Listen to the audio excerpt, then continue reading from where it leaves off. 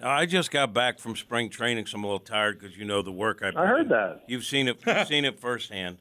The work I put in. Yeah. For a guy like you who's not Grinder. that far removed from playing, does body clock, are you thinking, my body's telling me now I got to get ready for the season, or is that long gone? No, that's long gone. I'm ready for the season, Jim. I stay ready. You don't have to get ready when you stay ready. That's right. I'm playing basketball 3 times a week, and then I'm an avid pickleballer now. So I'm ready. So my body just says, "Are you ready for some basketball today, or are you ready for some pickleball today? Are you ready for a weight session?" So my body is constantly talking to me, Jim, and it just knows to be ready. Knows to be ready. So you're playing a lot of pickleball. I am.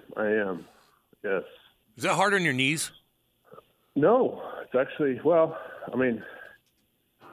I didn't skate around on ice skates for 25 years and smash people into the board, so I don't know how your knees are, Cam, but my knees are handling it well. Oh, that's nice.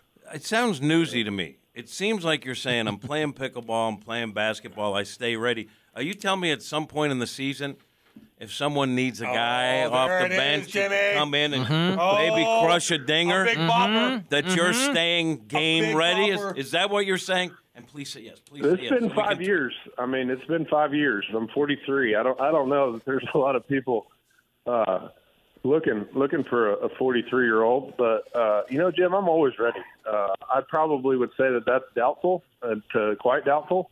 But like I said, I'm ready, Jim. I'm ready for anything. Is really where I'm at. Tweet that out. Tweet it out. Tweet it out. Yeah. Yeah, he's like Hashtag newsy. Well, I'm wondering, do you have Battlehawks fever down there? Of course, the Battlehawks are back. Huge comeback. And if you don't want to talk about that, that's fine. Also, Break it down for us, what Matt. do you think of them Cardinals this year?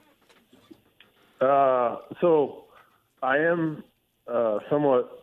I at least know that is the XFL team. So Battlehawks. I'm not sure who's on the team. So I'm gonna do some research before I comment on the Battlehawks. The Cardinals. I'm pretty optimistic.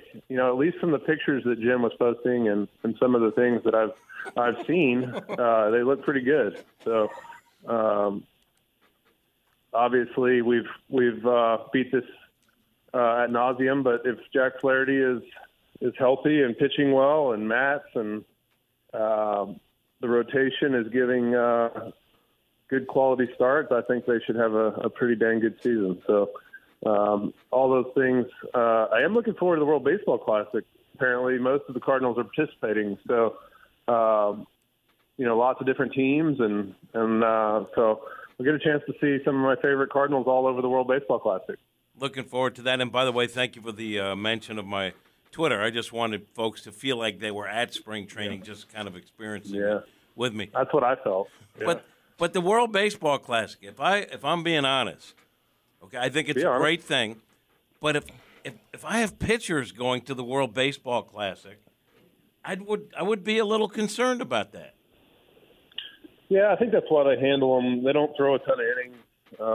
They essentially treat it, for the most part, like spring training. Outside of the increased intensity, which I don't necessarily think is a bad thing. I don't think it's. I'm not all that concerned about it, Jim. I think that having played in one and seeing how they do treat the pitchers a lot like they would be doing with their own team, anyways. That I don't think it's that big a deal. So I'm not really all that concerned.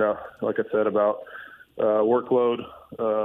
I think most guys are excited about it, and maybe it'll help them dial up their concentration a little bit early. But I don't really think it's that big a deal. I think you're safe to go ahead and sleep, not lose any sleep over it. Matt, I know you initially had different coaching plans, but I'm thinking World Baseball Classic seems like the perfect spot, maybe down the road for you to get back in, you and your buddy Mark DeRosa, kind of like that Captain America feel. I feel like that's a good coaching opportunity for you. Did you think about that? Yeah, I was a little offended that D-Row didn't reach out. He went with King Griffey Jr. instead, which... Never heard of him. whatever. I mean, he was decent. No, I think that would be cool, especially if either one of my boys get good enough one day to be on that team. It would be pretty cool to get a chance to coach the USA team in a World Baseball Classic. Yeah, that would be awesome. But someday that's a great idea, Charlie. Good idea. Thank you. Cut that off. Good job, buddy. We'll clip that off. And on this show, we can make that happen, right? We got the clout to put the pressure on someone to get that done. How excited are you to watch your oldest son play professional ball? I mean, I would think that's got to be, from a dad's perspective, one of the joys of life. How excited are you to see that? Yeah, I'm pretty excited. He's been down there for a while now. They had an early mini camp for some of their younger hitters. So he was down there probably a week early. I think today might be their first full practice, or maybe tomorrow is. Maybe today's physicals. But he's been down there a while. He's seemingly doing really well. He's made good friends, and every time I talk to him, he's either playing putt-putt or bowling or going out to dinner with friends. So he's doing well. He's from what I can tell on some of the videos posted, he looks good. He's swinging the bat good. I'm anxious to watch. I know he's excited about it, and it's going to be really fun to be able to follow his career and get a chance to go see him do his thing. But I think the one thing that I do love most about watching Jackson is his passion for baseball. He loves it, loves the practice, and loves to play. So I'm excited to watch him do his thing. Now, we've asked you about the Cardinals, as you said, ad nauseum. But we talk Cardinals because that's the main topic, especially now the Blues are. I get that. The Blues are doing real well. They're sellers. Yeah. They're in the sellers. I heard that. They traded one of the best players. You guys tell me about that. I just saw the headline. Yeah. The captain's gone.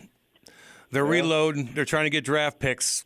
And people are kind of they're not used to this in St. Louis, with the Blues, and so they're kind of weirded out a little bit. But it'll all work out, Matty.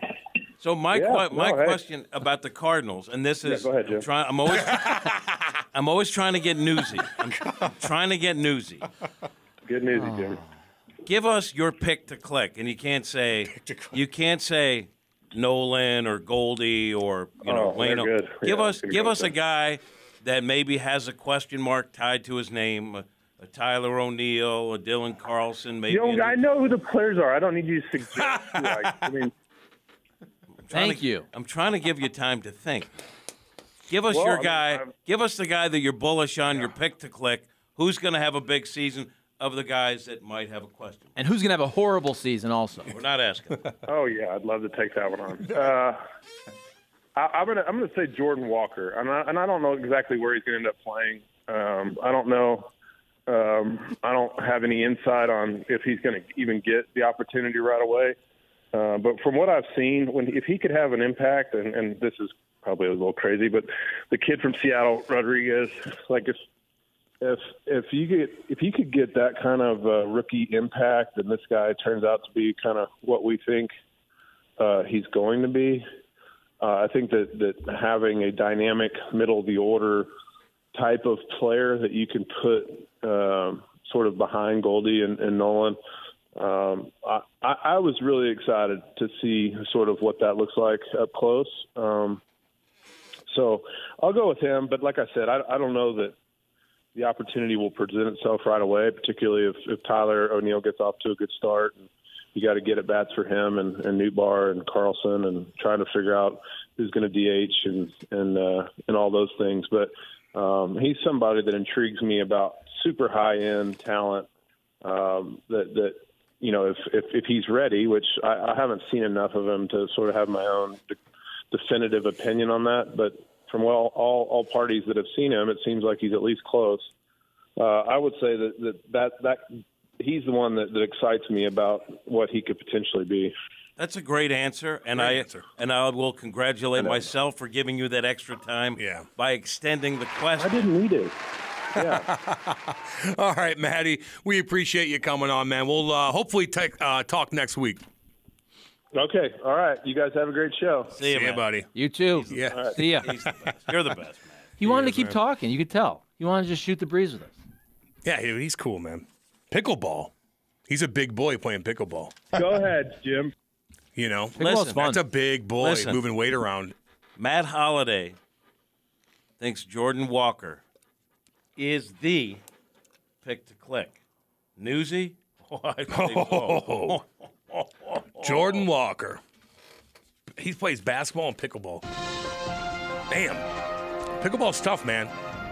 Like, it's tough on your knees, I heard. Is it? But people are... He said no. I mean, the court's super small. Yeah, it's like 'cause you're 80-year-olds boom, play. Boom, boom. I don't know. Old people play pickleball. Yeah. So it's probably okay on you. Yeah. I never tried it. It's fun. Let me tell you something. Jordan Walker walks in the room. That kid's a monster. Quadzillas? And he hadn't even, filled out yet. He's just a big dude. Yeah. And you can feel, the energy when he comes into the room. Nate, did Mizzou get their ass kicked again? Yes, they did. Yep. Back-to-back losses. This one was not pretty at home, A&M. They just in a little slide. But they need to kind of stop it, or else everybody, was pretty certain that they would be in the tournament. But they've got 3 games remaining, I believe, 3 or 4 games remaining. So they're Didn't hit their threes? Yeah. I'm not I didn't watch any sports. You didn't this watch weekend. any sports No. this weekend, did you? No. Not 1 minute of sports. I don't even think my television was on all weekend. It's nice outside, man. Yeah. There you go. If Mizzou doesn't win, chances are it didn't have a great three-point I was percentage. gonna say. I don't want to make that leap because someone's going to look and say, no, they lost, but they shot 40% from the three-point line. How about this? Let's all break down how we think Mizzou lost, even though we didn't watch They didn't box the out. game. They didn't box out. I think they lost based on they didn't have that extra want to and Yes. grit. There you go. They didn't want it. Seth, look that up real quick. See how they shot from three-point. Because that's their MO. They hit threes. They can play with anybody.